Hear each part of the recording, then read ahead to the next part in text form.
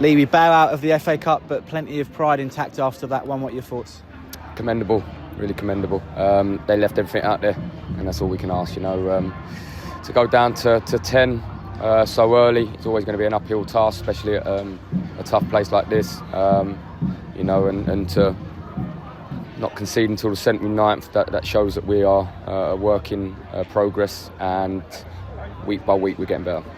As you say, games like this, they hinge on big moments. We've seen that a couple of times now in the last few weeks. What was your view of the red card? One of those that may have been a little bit harsh, but have to see it back again? Yeah, I think when you leave the ground with 2 feet, you kind of give the ref no other option. I have to watch it back. But yeah, look, them key moments that ultimately, basically, tell the story, and it's always going to be an uphill task, to be honest with you, with 10 men.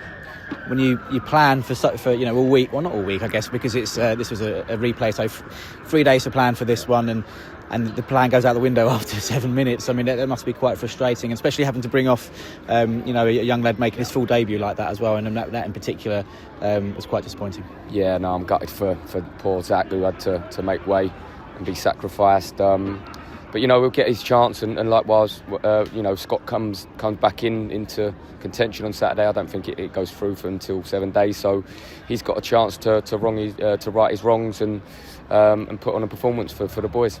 Over the last couple of weeks, from that Dulwich performance in similar circumstances, losing the game, but playing really, really commendably and battling really well. Obviously, getting that draw on Saturday against a team in the high division to lead to today, and again, similar circumstances to that Dulwich game where we do lose the game, but we come off with plenty of pride. Does it feel like the season starts now, that you've seen plenty over the last couple of weeks to set us into Canvey Island on Saturday to have plenty of confidence? Well, it has to. Simple as it has to. It has to click on Saturday. We've seen a real fight from the boys today.